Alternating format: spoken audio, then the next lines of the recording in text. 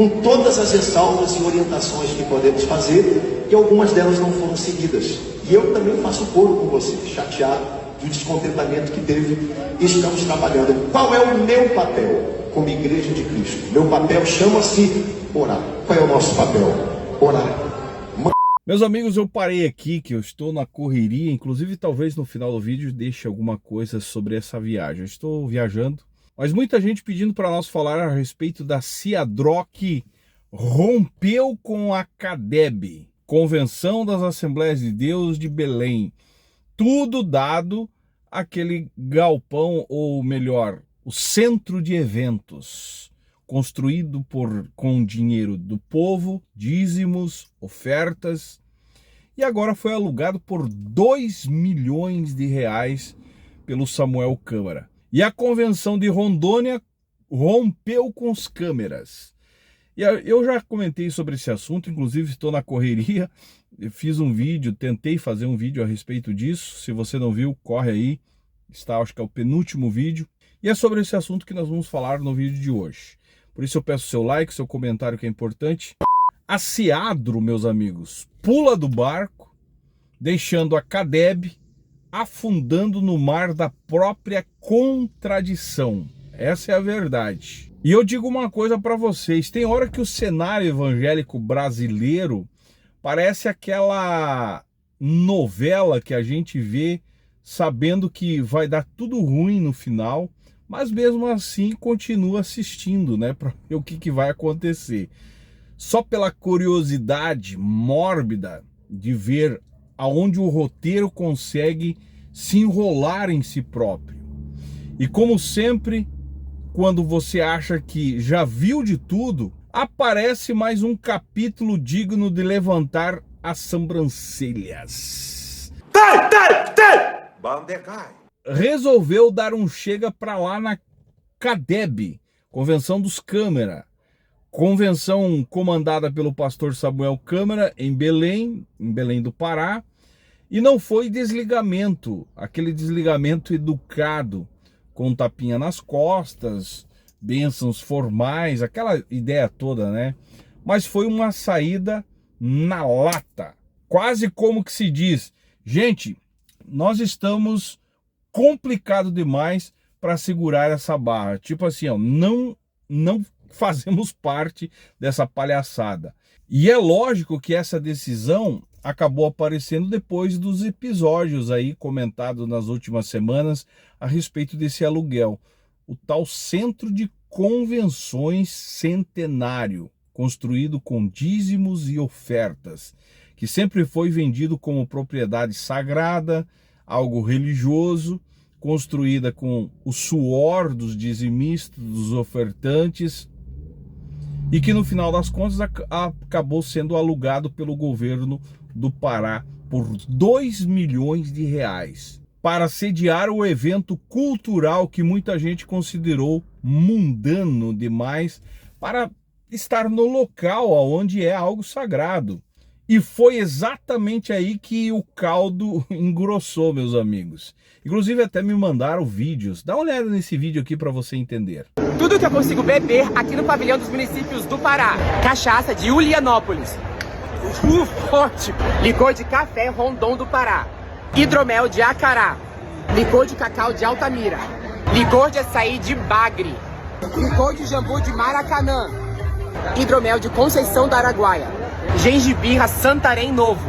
Licor de açaí de Curralinho, na Cuia. Licor de genipapo de São João de Pirabas.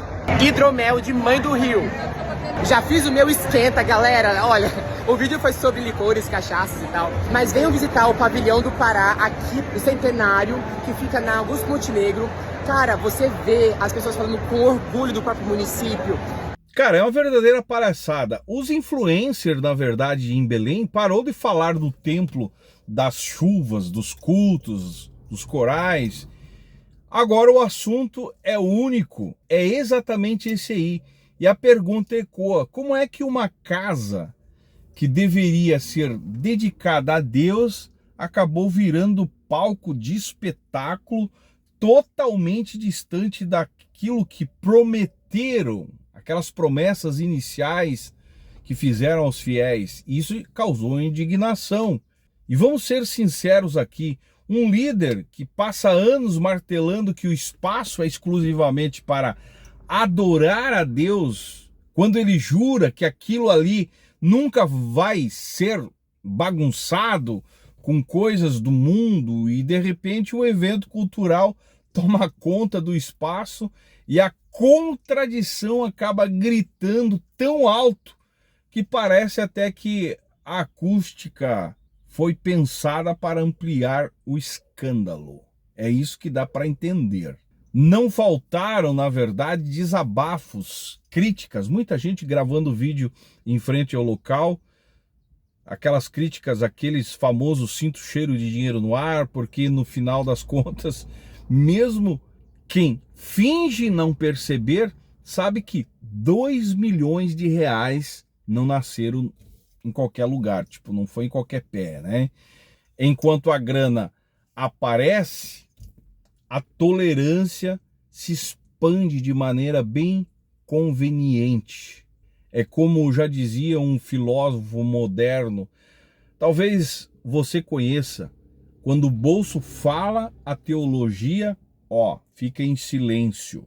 E os fiéis acabam se revoltando, porque nunca foi só sobre o prédio em si, era sobre confiança, compromisso. A sensação de alguns que, quando eu leio os comentários, é de traição. Não nasce isso simplesmente da presença de um show, de um ambiente considerado sagrado. É muito mais do que isso simboliza, na verdade. É o estalo. Em outras palavras, é perceber que talvez o altar tenha virado balcão daquilo que era para ser luz. E é o que nós sempre estamos falando aqui no vídeo. Ou seja, virou uma certa vitrine de oportunidade comercial. E agora o que acontece? No meio desse caos todo que tem acontecido, aparece a convenção, a Cedro, com a sua nota oficial, cortando laços com a CADEB e deixando claro que não dá mais para caminhar juntos. Ou seja, não tem como mais ter comunhão com a CADEB. E isso soma negativo para a CADEB. E a nota está aí, cara. Veio bem elegante. Se você ler, você vai entender. É o tipo de texto que parece até educado demais, mas que carrega aquela cutucada, né, que dói lá no profundo da alma, no final das contas.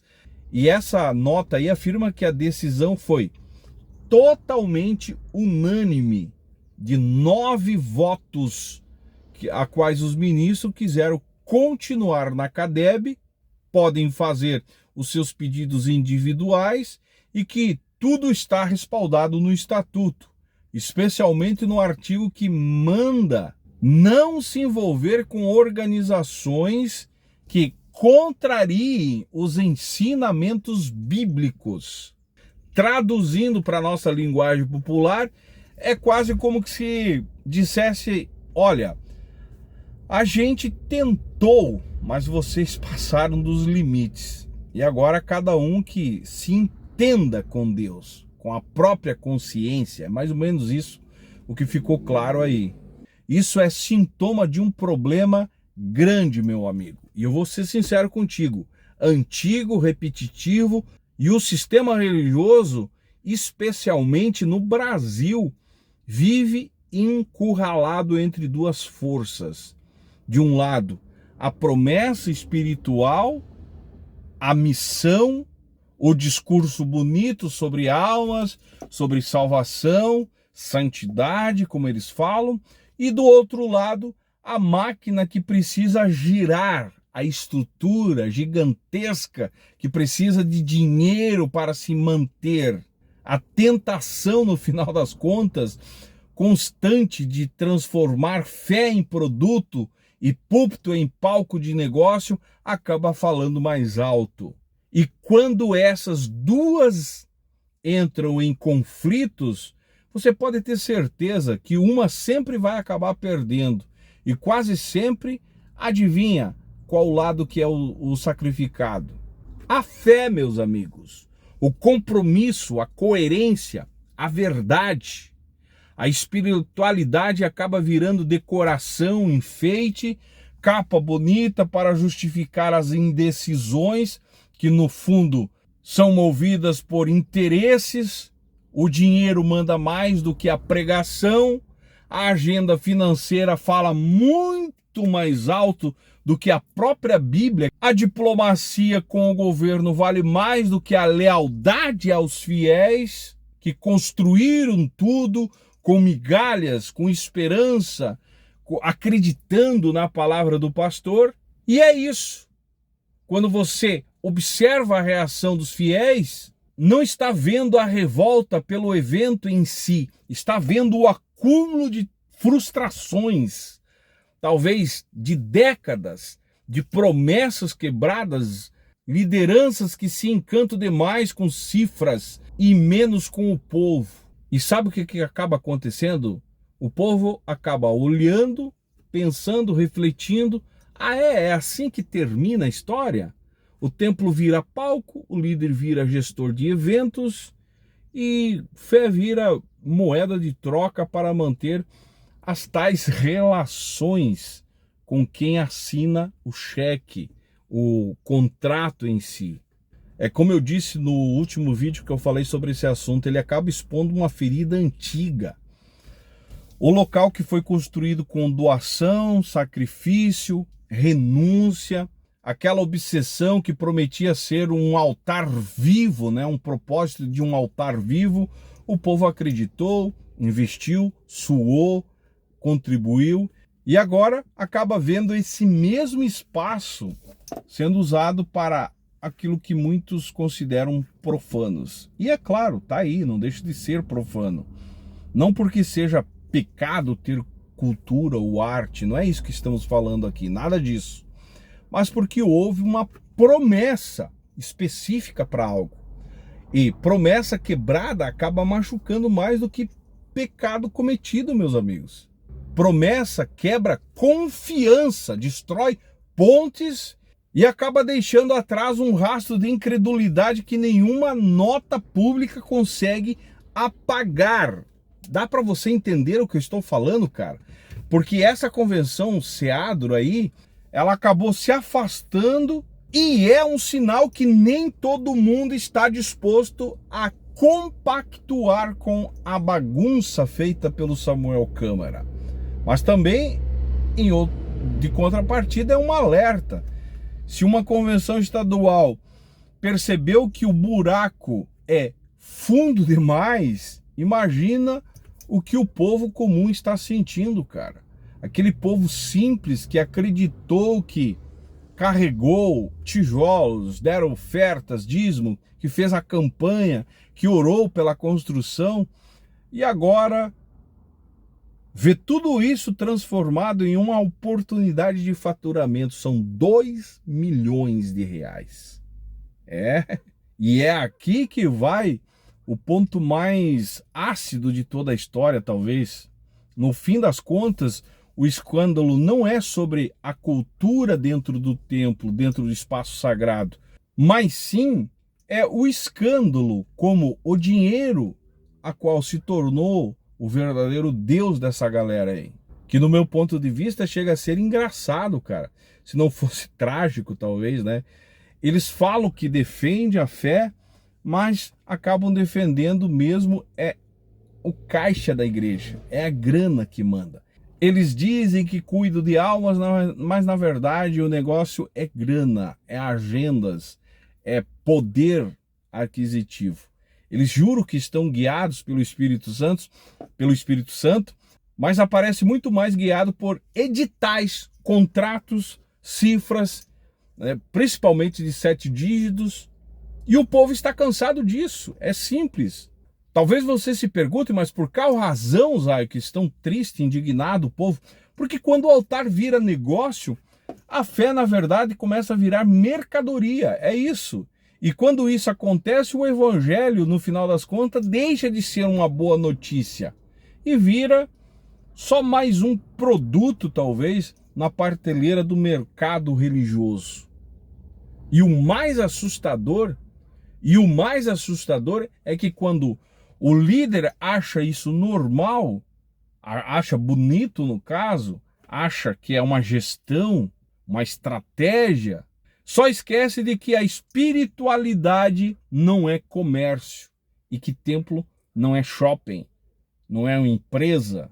Para mim, cara, a convenção Seadro sair da CADEB é um gesto honesto de mais um capítulo, porque ficar calado agora seria compactuar com tudo que está acontecendo. E no final das contas, a CADEB vai acabar pagando o preço por ter iludido o povo, construir um espaço justamente com a intenção de promover o reino de Deus, servir a comunidade, acabou servindo a comunidade, mas em troca ganhou 2 milhões de reais. E eu não tiro a razão do povo por querer saber aonde esse dinheiro foi. Se você concorda comigo, deixe seu comentário aí embaixo, que é importante. Afinal, parei o carro aqui para nós trocar essa ideia. Deixe o seu comentário aí embaixo, né, se você concorda comigo ou não. Mas a verdade é essa, infelizmente, a Assembleia de Deus começou dividindo e pode ter certeza que vai continuar dividindo-se. Essa divisão aí não é a primeira, vai continuar o tempo todo. Afinal, a Assembleia de Deus é uma igreja que faz parte do esquema, faz parte da engrenagem que gira, né, falando-se de religião e política. Queira você ou não, é isso. E você, eu espero que acorde para a realidade e deixe de ser simplesmente alguém que faz parte da massa de manobra desse esquema todo chamado religião. E entenda que a única pessoa que pode salvar a família, os seus filhos, a sua esposa, a sua casa, é você mesmo. Não confie em líderes religiosos. Afinal, a maioria, como eu sempre estou falando aqui, estão mais preocupados em poder e usando você como um número a mais dentro da massa de manobra para eles se manterem no poder, enquanto enche os bolsos e você continua ajudando a conta deles engordar, o dinheiro no bolso aumentar, muitas vezes tirando da própria mesa, né, da sua família, da sua casa, deixando de viver um pouco melhor com a família para jogar dinheiro na mão desse povo. E esse povo não está preocupado com você. Se você concorda comigo ou não, é assim, meu amigo. Deixe seu comentário embaixo. Se você não é inscrito, se inscreve no canal. Me segue nas demais redes sociais. E esse é o canal Falazar. Estamos juntos por um Brasil e um mundo melhor. Gravando vídeo aleatoriamente.